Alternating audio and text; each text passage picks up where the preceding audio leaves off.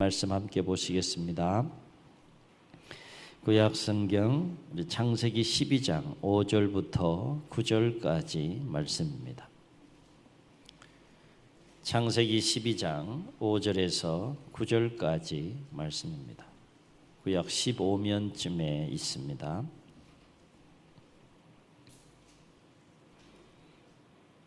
교독하시겠습니다. 아브라함이 그의 아내 사레와 조카 롯과 하란에서 모은 모든 소유와 얻은 사람들을 이끌고 가나안 땅으로 가려고 떠나서 마침내 가나안 땅에 들어갔더라.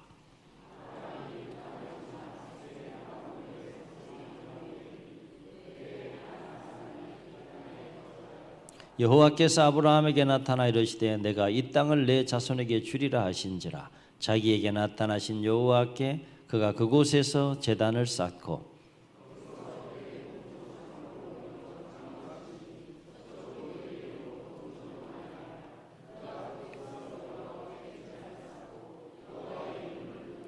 점점 남방으로 옮겨갔더라. 아멘. 예화입니다. 옛날에 농촌교회에 수염이 긴 목사님을 부흥 강사님으로 초청을 해서 부흥회를 열었다라고 해요. 초청받은 부흥 강사님이 첫째 날 말씀을 전하는데 말씀을 전해보면 알잖아요. 반응이 시원찮지 않은 거예요. 반응이 시큰둥한 거예요. 들으는 졸기도 하고, 부흥회인데 들으는 졸기도 하고, 또 들으는 시계를 보기도 하고, 주보를 뒤적거리기도 하고, 또 성경책을 여기저기 들춰보기도 하는 등 대부분 딴청을 이렇게 피우는 모습들을 보니까 힘이 쭉 빠지는 거예요. 그래서 점점 맥이 빠지기 시작했는데 문득 앞좌석을 이렇게 보니까 그 교회 성도님 중에 할머니 한 분이 계속해서 눈물을 흘리면서 눈물을 닦고 있는 거예요. 그 모습이 이 목사님이 부흥 강사님이 은혜를 받은 거죠. 힘을 얻은 거죠. 저분은 참 오늘 예배 가운데 참 많은 은혜를 받으시는구나 라고 생각하고 힘을 얻어서 더 힘있게 말씀을 전했다고 합니다. 그리고 예배를 마친 후에 목사님은 그 할머니에게 이 악수를 청하면서 말을 건넸다고 해요. 할머니, 오늘 예배 가운데 말씀에 참 많은 은혜를 받으셨나 봐요. 그런데 어떤 말씀이 그렇게 감동적이었나요? 이렇게 물었대요. 그때 할머니가 울면서 퉁퉁 부은 눈으로 이렇게 대답했다고 합니다. 목사님, 저는 말씀은 잘 모르겠고요. 며칠 전에 제가 오랫동안 키우던 염소가 죽었어요. 목사님의 수염을 보니까 자꾸만 며칠 전에 죽은 그 염소가 자꾸 떠오르는 거예요. 그래서 눈물을 주체할 수가 없었습니다. 이렇게 고백했다고요. 만들어낸 이야기인지 실화인지 있을 법한 이야기예요. 사랑하는 성도 여러분, 여러분들 이 한 시간에 일주일에 주어진 이 한 시간의 예배에 여러분 얼마나 최선을 다하십니까? 이 한 시간의 예배에 여러분 얼마나 집중하십니까? 최선을 다하고 이 한 시간의 예배에 집중할 수 있기를 주의 이름으로 축원합니다. 창세기 12장부터 25장에 보면 너무나 유명한 이 아브라함에 관한 이야기가 나와요. 75세에 하나님의 부름을 받죠. 75세에 연약한 한 인간을 하나님께서 부르셔서 모든 민족을 구원하기 위한 거대한 구원의 그 꿈과 비전을 아브라함에게 던지시죠. 그리고 그 꿈과 비전을 품고 삶의 여정이 진행되는 가운데 175세까지 아브라함이 삶을 살고 생이 마무리가 되는데 그 12장부터 25장까지 나오는 아브라함의 그 이야기를 한 주 동안 꼭 한번 읽어보시기 바랍니다. 쭉 읽어 나가다 보면 그도 사람인지라 또 많은 시련과 또 어려움과 역경들을 겪으면서 삶을 살아갑니다. 그런데 한 가지 놓치지 않고 우리가 주목해서 봐야 될 아브라함 인생 가운데 하나는 뭔가 하면 그럼에도 불구하고 계속해서 아브라함이 하나님의 사람으로 잘 살든 잘 살지 못하든 간에 물론 계속해서 성장해 가지만 하나님의 은혜와 사랑이 아브라함 인생 가운데 계속 떠나지 않고 임하는 것을 보게 돼요. 성경을 보게 되면 마치 어떤 느낌을 받으면서 아브라함의 이야기를 읽게 되는가 하면 하나님의 시선이 아브라함을 떠나지 않고 계속해서 바라보시는, 계속해서 감찰하시는 가운데에 아브라함의 인생이 진행되는 것을 우리가 눈여겨볼 필요가 있다라고 하는 거예요. 그래서 아브라함의 인생을 보게 되면 가장 기본적인 복이라고 할 수 있는 물질의 복을 풍성하게 받습니다. 은금과 가축이 풍부한 아브라함의 모습을 보게 돼요. 그리고 유목민이기 때문에 이제 목축업을 하지 않습니까? 그래서 그 목축업의 형통한 복을 하나님께서 더하여 주셔서 가축의 수가 계속해서 늘어나는 것을 보게 되고, 그리고 전쟁을 하게 되는 상황 속에서도 롯을 구출하기 위해서 가나안 땅에 있었던 전쟁이 있었지 않았습니까? 그래서 전쟁을 하는 상황 속에서도 하나님께서 아브라함을 통해서 큰 승리를 주시고, 그리고 애굽의 바로 왕도 두려워하고 또 그랄 왕 아비멜렉도 두려워할 만큼 권세의 복도, 큰 영향력을 행사할 수 있는 권세의 복도 아브라함에게 주시고, 그리고 하나님께서 아브라함을 부르시고 말씀하시고 약속하셨던 것처럼 복의 근원과 열국의 아비가 되는 삶을 살게 하실 정도로 존귀한 삶을 살게 하는 복도 하나님께서 허락해 주시고, 약속의 씨앗인 그 이삭 한 사람, 물론 씨앗은 약속의 씨앗은 이삭 한 사람 주셨지만 그것도 놀라운 권능 가운데 하나님께 주신 씨앗 아닙니까? 이삭의 플러스 또 후처들을 통하여서 많은 또 자손들을 주시고, 그 이후에 계속해서 보게 되면 생육하고 번성하여 약속대로 그 큰 민족을 이루어가게 하시는 아브라함의 인생의 모습을 보게 되고, 가장 중요한 복이라고 할 수 있는 영적인 복을 누리게 되는데 하나님과 친밀한 교제 가운데에 삶을 살게 되고 하나님의 은혜와 붙드심과 돌보심 가운데 그 인생이 진행되는 그 영적인 복을 누리는 아브라함의 생애와 삶을 보게 돼요. 그리고 창세기 24장 1절에 보게 되면 아브라함이 나이 많아 늙었고 여호와께서 그에게, 한번 따라해 보시겠습니다. 범사에 복을 주셨더라라고 했습니다. 범사에 복을 주셨다라고 했어요. 부르시고 생을 마감해 가는 그 모든 시점까지 하나님의 은혜와 복이 떠나지 않았다는 거예요. 그렇다면 어찌하여 아브라함의 인생 가운데에는 계속해서 이 하나님의 은혜와 하나님의 사랑과 하나님의 복이 떠나지 않고 임하는 생애와 삶을 흘러갔는가? 라고 하는 질문을 던져볼 때 오늘 말씀에서 우리는 그 비결의 단서를 찾을 수 있다는 거예요. 오늘 말씀에서 우리가 주목할 것이 뭡니까? 아브라함은 하나님께서 약속하신 가나안 땅에 도착했을 때에 이 땅을 내가 너에게 주겠다, 내 후손에게 주겠다라고 말씀하시며 나타나신 그 하나님께 가장 먼저 제단을 쌓고 여호와의 이름을 불렀다라고 하는 거예요. 가나안 땅에 도착해서 제일 먼저 한 것이 제단 쌓고 여호와 이름을 불렀다는 거예요. 여기서 하나님께 제단을 쌓고 여호와 이름을 불렀다는 것은 무엇을 의미할까요? 제단을 쌓았다는 것은 희생 제사를 드렸다는 것을 의미하는 것이고, 여호와 이름을 불렀다는 것은 기도하고 찬송하며 공적인 예배를 드렸다라고 하는 거예요. 그러니까 아브라함이 가나안 땅에 들어가서 가장 먼저 한 일은 모든 식솔들을 다 불러 모으고 그 땅에 도착했을 때에 나타나신 하나님께 제단을 쌓고 뭐 했다는 거예요? 예배를 드렸다는 거예요. 그만큼 아브라함에게 있어서 뭐가 중요했다는 겁니까? 예배가 중요했다는 거예요. 예배가.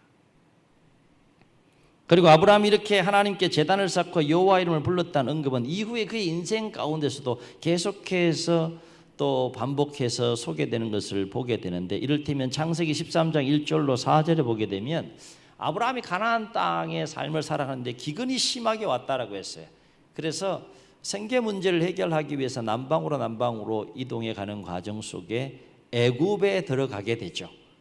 자구책으로 이제 애굽에 들어가게 되는데 애굽에서 큰 어려움을 겪게 됩니다. 그러나 하나님의 도우심 가운데에 또 바로로 하여금 그 아브라함의 아내 사례를 보호하심으로 말미암아서 오히려 은금과 큰 가축 바로로부터 받아서 다시 약속의 땅으로 돌아와서 정착하는 장막을 치는 곳을 찾게 되는데, 어디에 장막을 쳤다라고 성경은 기록하고 있는가 하면, 처음 아브라함이 가나안 땅에 와서 첫 제단을 쌓고 여호와 이름을 불렀던 그곳에 장막을 쳤다라고 성경은 강조합니다. 그리고 13장 18절에 보게 되면, 하나님께서 아브라함에게 형통한 복을 주셔가지고 이 가축의 떼가 막 어마어마하게 늘어나는 거예요. 그래서 롯과 함께 같이 동거하며 삶을 살다가 들판에서 이 목자들끼리 치고받고 싸우는 일이 자꾸 생기니까 이대로는 안 되겠다 싶어서 헤어질 것에 대해서 논의를 하고, 롯에게 먼저 선택권을 줬을 때 소돔과 고모라 땅을 향하여 롯이 나가게 되죠. 그때 아브라함의 마음이 좀 허전했을 거예요. 그때 다시 한번 땅과 자손에 대한 축복을 약속하시고, 아브라함은 그곳에서 헤브론으로 이사를 해서 장막을 옮기게 되는데, 그곳에서도 여호와께 제단을 쌓고 여호와 이름을 불렀더라라고 성경은 기록해요. 그리고 21장 33절에 보게 되면, 아브라함은 브엘세바라는 곳에 거류하게 되는데, 그 브엘세바에 거류할 때에도 여호와께 제단을 쌓았다라는 표현이 나와요. 사랑하는 성도 여러분, 계속해서 반복적으로 소개하고 언급하고 있지는 않지만, 그의 인생 여정 가운데 군데군데 이렇게 하나님께 아브라함이 제단을 쌓고 여호와 이름을 불렀다는 표현을 가지고 아브라함의 인생을 소개하는 이유가 뭘까라고 하는 거예요. 그렇습니다. 아브라함은 비록 자신이 하나님께 부름받은 이후에 여러 가지 인간적인 연약함으로 해서 때로는 실수해요. 잘못도 하고, 말도 안 되는 행동도 하고, 유치한 행동도 하고, 하나님 앞에 죄도 짓고, 하나님 보시기에 복의 근원으로 부름받았지만 합당치 못한 삶을 살아가는 연약한 그 아브라함의 모습을 여과 없이 성경은 그대로 소개하면서 그 인생의 이야기를 써나가는 것을 보게 되는데, 그럼에도 불구하고 아브라함이 그의 삶의 여정 가운데에서 한 가지 성실함을 잃지 않았던 것이 있었는데, 그것이 뭔가 하면 하나님께 제단을 쌓고 그가 머무는 곳에서 여호와 이름을 부르며 하나님을 예배했다는 거예요. 하나님을 예배하는 삶을 성실하게 했던 사람이 바로 아브라함이었습니다라고 하는 것을 군데군데 소개시켜주고 있다라고 하는 것입니다. 그리고 오랜 세월의 흐름 속에서 드디어 아브라함이 온전한 예배자로 하나님께 인정받는 결정적인 사건이 일어나는데, 그 사건이 바로 창세기 22장에 소개되고 있는 백세에 얻은 아들 이삭을 번제로 바치는 사건입니다.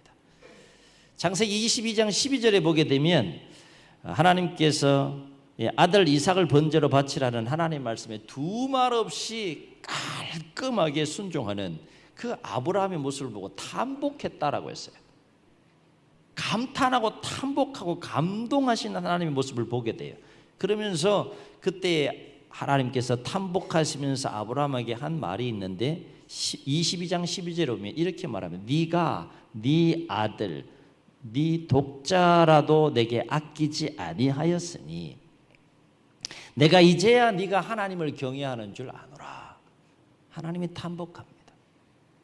야, 내가 알았다. 이제야 알았다. 네가 정말 나를 사랑하는지 알았다.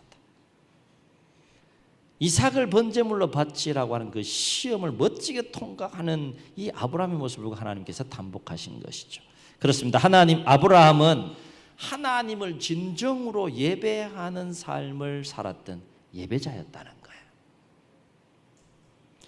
그리고 하나님은 그러한 아브라함을 일평생 떠나지 아니하시고 그에게 필요한 모든 복을 더하여 주심으로 그에게 약속했던 것처럼 복의 근원과 열국의 아비로서의 삶을 살게 하시는 은혜를 부어주시는 모습을 성경을 통해서 보게 됩니다. 사랑하는 성도 여러분, 우리가 아브라함의 인생과 관련해서 반드시 기억해야 될 것이 뭘까요?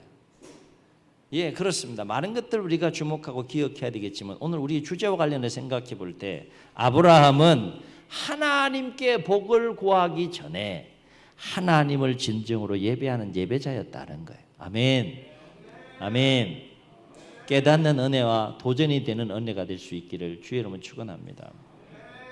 아브라함은 하나님의 복을 구하기 전에 하나님을 중심의 진실함으로 간절함으로 진정으로 예배하기 위해 몸부림친 예배자였다는 거예요. 예배자. 저와 여러분 어떻습니까? 여러분은 하나님을 진정으로 예배하는 예배자입니까? 오늘 이 시간에는 뭐 다른 것보다 이거 한번 깊이 생각해 보자라고 하는 것이죠. 한 가지 분명한 것은 하나님의 자녀와 백성이 하나님을 진정으로 예배하는 삶을 소홀히 여기거나 경히 여기는 삶을 살아간다면 결코 하나님의 은혜와 복을 누릴 수 없다라고 하는 거예요. 복을 떠나서 하나님의 자녀와 백성이 일주일에 주일 이 한 시간도 하나님께 온전히 예배하지 않는다면 과연 내가 하나님의 자녀입니다, 내가 하나님의 백성입니다라고 고백하고 얘기할 수 있겠느냐는 거예요. 이 한 시간도 온전히 이렇게 구별해서 드리지 못하면서 어떻게 내가 하나님의 자녀와 백성이라고 자부할 수 있겠느냐라고 하는 거예요. 사랑하는 성도들, 우리가 무엇으로 하나님의 마음을 감동시키겠습니까? 여러분, 무엇으로 하나님의 마음을 감동시키겠어요? 소유이겠습니까? 세상에서 이룰 수 있는 이런저런 많은 업적들이겠습니까? 하나님 그런 것들로 인해서 그러한 우리의 모습들로 감동하시는 분이실까요? 그렇지 않다는 거예요. 아브라함은 무엇으로 하나님의 마음을 감동시켰습니까? 예배입니다. 예배하는 삶이었어요. 하나님에게 가장 중요한 것은 하나님을 예배하는 거죠. 하나님의 하나님됨을 중심의 진실함으로 인정해드리고 그 하나님의 하나님됨을 높이고 하나님께서 우리의 삶 가운데 행하신 일들을 기억하고 감사하고 감격함으로 하나님을 예배하는 일, 그 모습을 보시고 하나님께서 감동하시는 거죠. 이삭을 번제로 드리는 그 예배, 그건 예배죠. 가장 결정적인 최고봉의 그 예배죠. 예배. 그 모습을 보시고 하나님께서 탐복하시고 감동하셨다는 거예요. 오늘 내가 드리는 매주 하나님 앞에 나와서 드리는 이 예배를 보시고 하나님 감동하시느냐? 내가 드리는 이 예배를 하나님께서 기쁘게 받으시느냐?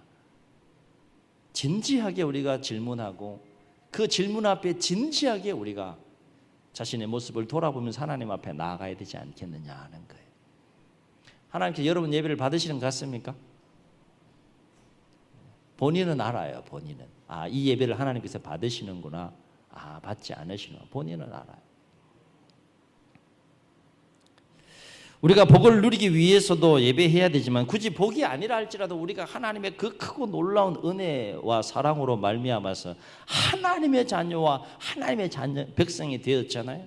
그러면 그 은혜와 사랑에 감격하고 감동함으로 그렇게 구별해서 하나님을 예배하는 일에 우리가 최선을 다해야 되지 않겠느냐 하는 거예요.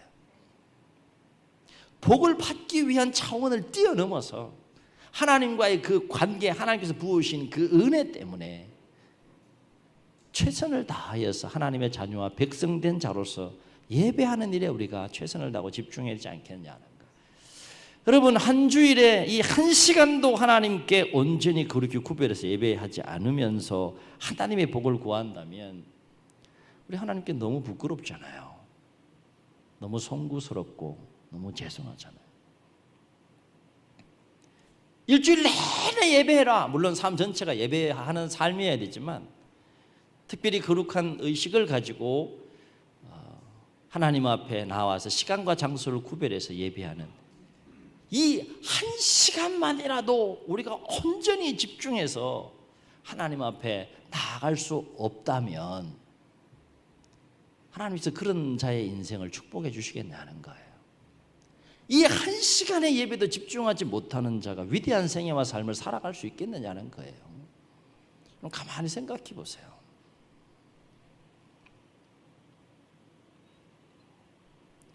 저와 여러분은 하나님을 예배하는 일에 최선을 다하는 진정한 예배자들이 다 될 수 있기를 주의 이름으로 축원합니다.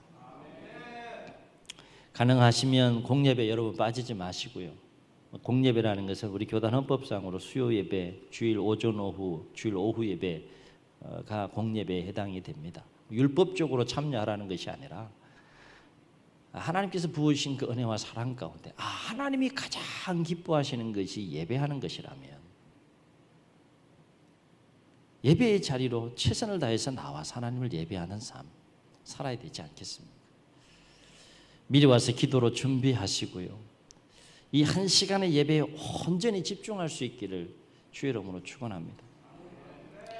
지금 핸드폰이 문제예요. 참, 이 생활의 편리함으로 우리 귀하게 쓰이기도 하지만 하나님과의 관계 속에서 이 핸드폰이 참 많은 그 어려움을 우리에게 줍니다. 여러분 예배 시간에 가능하면 핸드폰 다 끄시고요. 그리고 뭐 이렇게 무음으로 이렇게 해놓으시고 예배에 집중할 수 있기를 주의 이름으로 축원합니다. 여러분 하나님이 핸드폰만도 못해서야 되겠습니까? 하나님에게 한 시간을 집중해야 되는데 그 한 시간마저도 집중하지 못하고 핸드폰에게 마음이 뺏긴다면 하나님 마음이 얼마나 서운하겠어요.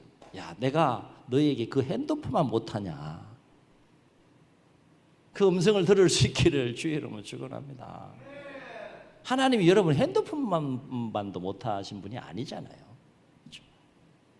뭔가 내가 이 한 시간의 예배에 하나님 내가 최선을 다해 하나님 앞에 나아갑니다 라고 하는 의지와 열정을 담아서 나아갈 때 하나님의 마음이 움직이고 감동하는 거 아니겠어요? 그럴 때 하나님께서 뭔가 은혜를 부어주시지 않겠습니까? 예배를 잘 드리게 되면 반드시 하나님의 은혜가 임해요. 제가 설교를 죽을 쏜다 할지라도 최선을 다해 하나님의 은혜를 사모하며 나아가서 예배하게 되면 반드시 하나님께서 그 마음에 은혜를 부어주세요. 그리고 그 예배는 단순히 하나님의 은혜를 부어주시는 것으로만 끝나지 않아. 여러분 예배를 잘 들으심으로 하나님께서 이 예배를 받으시는구나 라고는 분명한 feel이 있잖아요. feel.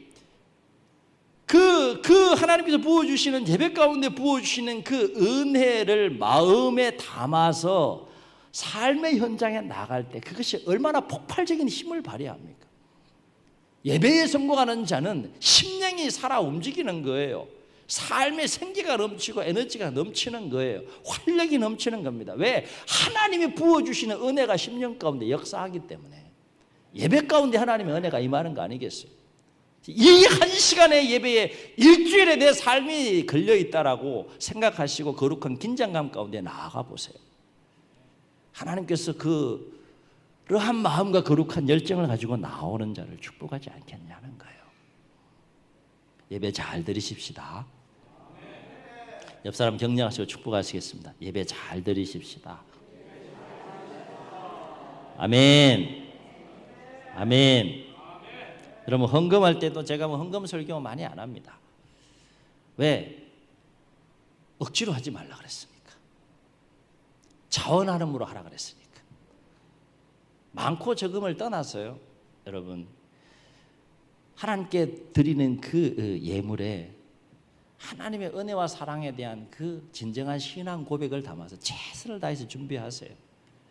최선을 다해서 드리세요. 하나님이 그 물질만 못한 분입니까? 내가 드리는 그 물질과는 비교할 수 없는 은혜와 사랑을 내가 받고 누리고 있음에도 불구하고 표현하지 못한다 그러면 어떻게 그 드림의 은혜를 체험하고 경험할 수 있겠어요? 오늘 보세요. 하나님은 아브라함에게 이 아브라함이 나를 얼마나 사랑하고 경외하는지를 시험하는데 적당히 시험하지 않았어요. 100세에 내가 너에게 준 아들 바쳐라. 여러분 이렇게 강도 높게 시험하시는 분이세요. 드림의 은혜를 드림의 기쁨을 체험하고 경험할 수 있기를 주의 이름으로 축원합니다. 단순히 물질을 요구하시는 분이 아니잖아요. 하나님께서 마음을 요구하시는 분이시잖아요. 그러나 그 마음을 어떻게 표현할 수 있겠어요? 물질의 마음을 담아서 표현하라는 거예요. 매 시간마다 하나님의 은혜를 간절히 사모하는 마음으로 예배할 수 있는, 예배에 성공함으로 삶에 승리할 수 있는 저와 여러분이 될 수 있기를 주의 이름으로 축원합니다. 그래서 여러분이 드리는 예배를 하나님께서 기쁘게 받으시고 여러분의 삶 속에 풍성한 은혜와 또 복을 주시는 그 하나님의 손길을 경험할 수 있는 우리 모두가 될 수 있기를 주의 이름으로 축원합니다. 제가 말씀을 준비하면서 계속해서 입가에 맴도는 찬양이 있었어요. 찬양이. 바로 이제 이 찬양인데요. 아시는 분 우리 함께 좀 했으면 좋겠습니다. 주께와 엎드려 경배드립니다.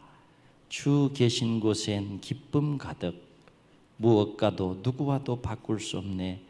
예배드림이 기쁨이 됩니다. 이런 가사를 담은 찬양이에요. 우리 함께 한번 찬양합시다.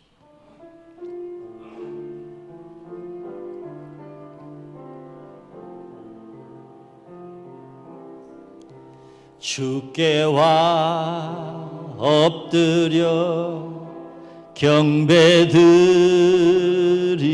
경배드립니다. 주 계신 곳엔 기쁨 가득. 고백합시다. 무엇과도 누구와도 바꿀 수 없네.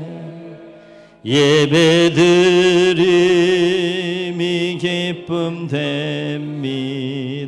한 번 더 주께와 엎드려 주께와 엎드려 경배드립니다. 주 계신 곳엔 기쁨 가득. 아멘. 무엇과도 누구와도 바꿀 수 없네. 예배드림이 기쁨 됩니다. 예배드림이 기쁨 됩니다. 예배드림이 기쁨 됩니다.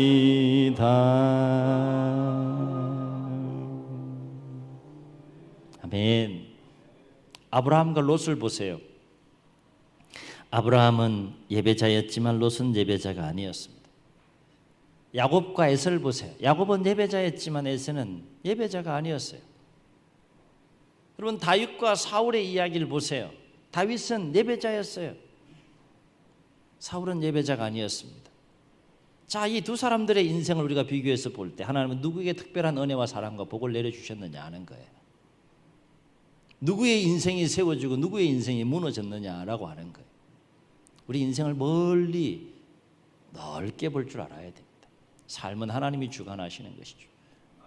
삶을 주관하시는 하나님께서 누구에게 특별한 은혜와 사랑을 부어주시겠느냐, 예배자에게느냐 그렇지 않는 자에게느냐라고 하는 것이, 하나님은 진정으로 예배하는 자를 기억하시고 기뻐하시고 그 인생을 복되게 하시는 줄로 믿습니다.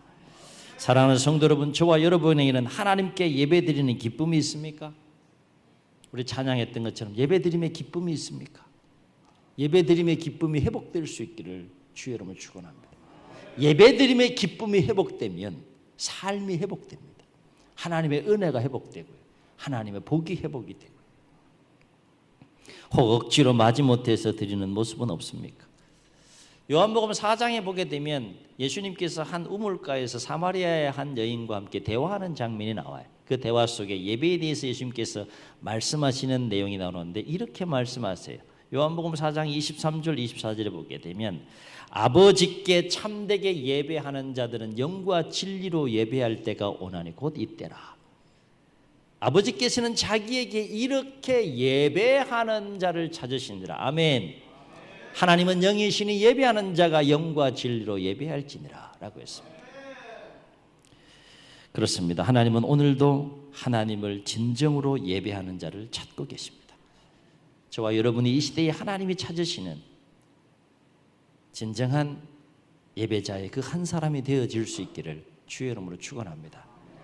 그래서 온전한 예배자로 삶을 살아감으로 하나님의 기쁨이 되는 삶을 살아갈 때에 하나님께서 여러분 삶 가운데 아브라함의 인생 가운데 그러했던 것처럼 계속해서 은혜와 복을 더해 주시는 축복 속에 승리하는 생애와 삶들이 다 될 수 있기를 주의 이름으로 축원합니다.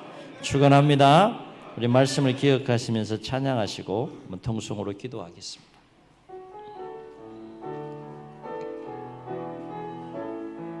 아무도 예배하지 않는 그곳에서 주를 예배하리라. 아멘. 아무도 찬양하지 않는 그곳에서 나 주를 찬양하리라. 누구도 헌신하지 않는 그곳에서 주께 헌신하리라. 아멘. 누구도 증거하지 않는 그곳에서 나 주를 증거하리라. 내가 밟는 모든 땅 주를 예배하게 하소서. 주의 보혈로 덮어지게 하소서. 내가 선이고 주의 거룩한 곳 되게 하소서. 주의 향기로 물들이소서. 내가 밟는 모든 땅 주를 예배하게 하소서. 주의 보혈로 덮어지게 하소서. 내가 선이고 주의 거룩한 곳 되게 하소서.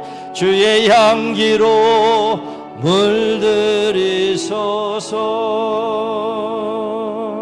물들이소서. 조용히 우리 눈을 감으시고 말씀을 기억하시면서 한번 통성으로 기도하시겠습니다.